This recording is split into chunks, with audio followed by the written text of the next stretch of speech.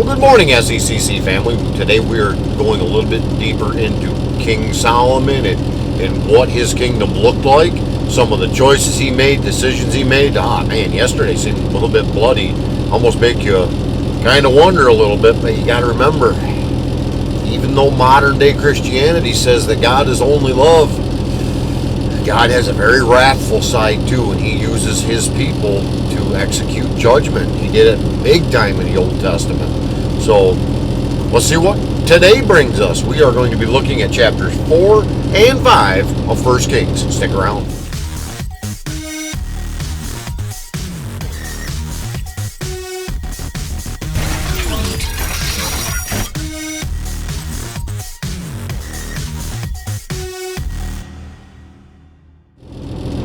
First Kings chapter 4.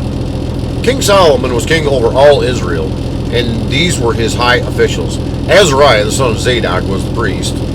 Elihoreph and Ahijah, the sons of Shisha, were secretaries. Jehoshaphat, the son of Ahilud, was recorder. Benaiah, the son of Jehoiada, was in command of the army. Zadok and Abiathar were priests.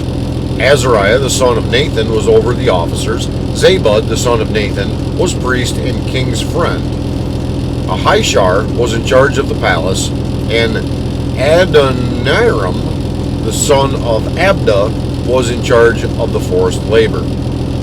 Solomon had 12 officers over all Israel who provided food for the king and his household. Each man had to make provision for 1 month in the year.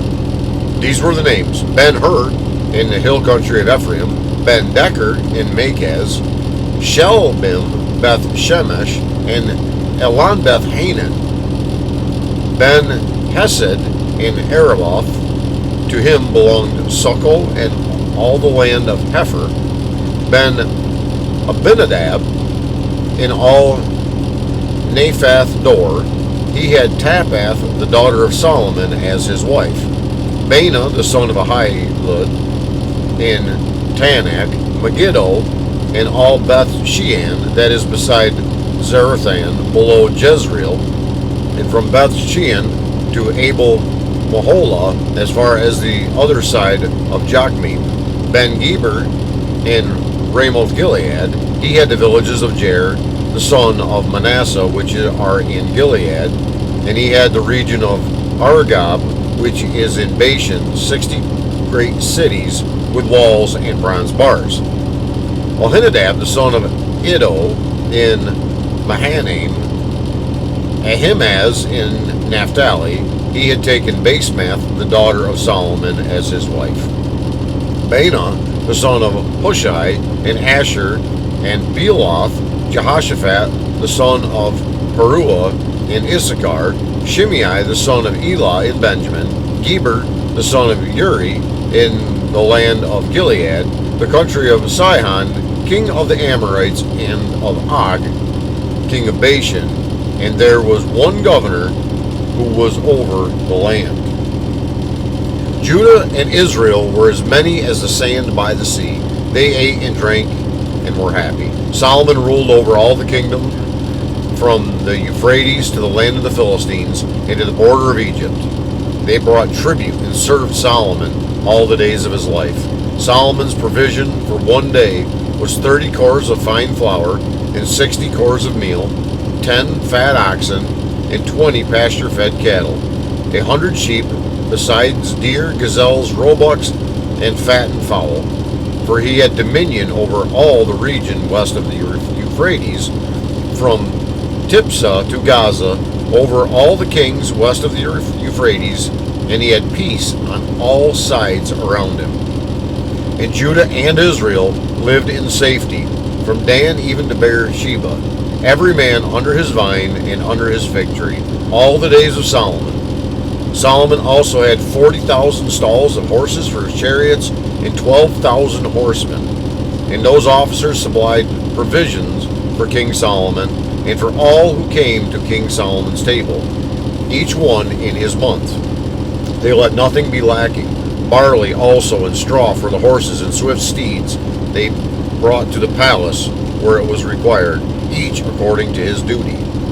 And God gave Solomon wisdom and understanding beyond measure, and breadth of mind like the sand on the seashore, so that Solomon's wisdom surpassed the wisdom of all the people of the east and all the wisdom of Egypt.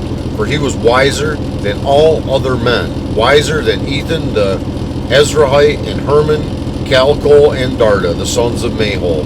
And his fame was in all the surrounding nations. He also spoke 3,000 proverbs, and his songs were 1,005. He spoke of trees from the cedar that is in Lebanon to the hyssop that grows out of the wall.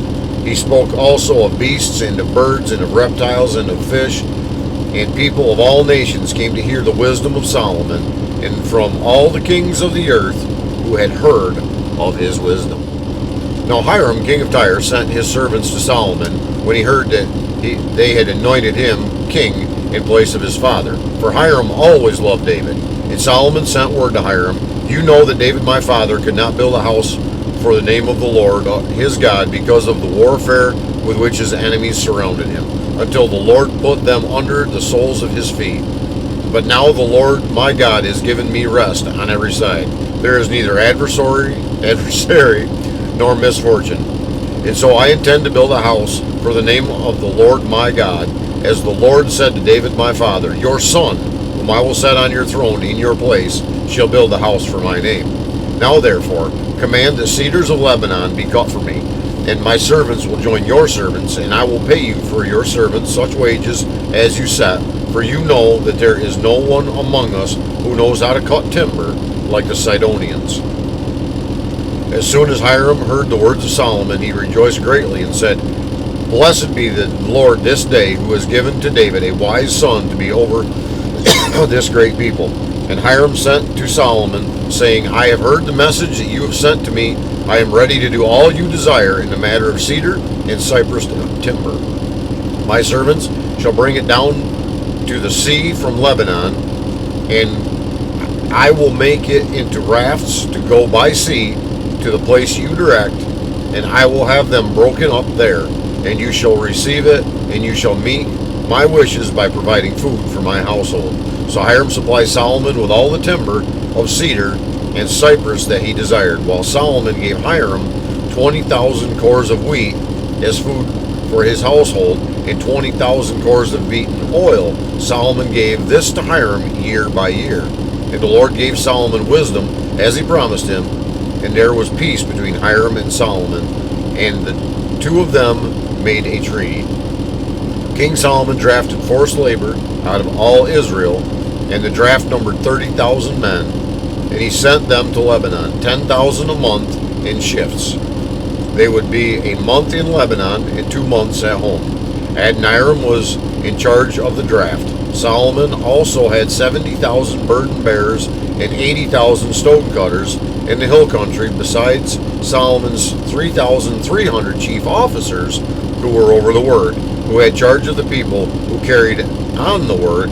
At the king's command, they quarried out great costly stones in order to lay the foundation of the house with dressed stones. So Solomon's builders and Hiram's builders and the men of Gebel did the cutting and prepared the timber and the stone to build the house. Solomon is starting to build the temple. This has got to be an amazing and exciting time in this kingdom. Probably not for everybody, because much like our military does drafts, they drafted people, said, you're the one, forced labor.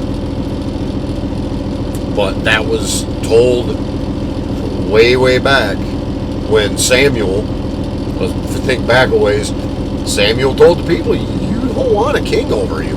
You're going to be forced into some of this stuff. And they said, oh, but we want a king, instead of dealing with God directly. Oh boy, they were dumb. Well, it's where they're at now. We got forced labor, 10,000 go each month. But depending on what the forced labor was and how hard they had to work, a month on and 2 months off, not a bad gig there, but we don't really know exactly how it was or how hard or desperate the work was, if they were treated as nasty slaves or if they were treated well. We really don't know. But we do see the wisdom here of Solomon of making treaties, I need your cedars, I need your cypress, working well with surrounding areas. Amazingly wise man Solomon was. So with that, and that wraps up our reading today. So tomorrow we will be right back and we will read a little bit farther into how all this pans out. But until then, I would ask that the Lord would richly bless you. Yes, you have a great and godly day. And I'll see you tomorrow.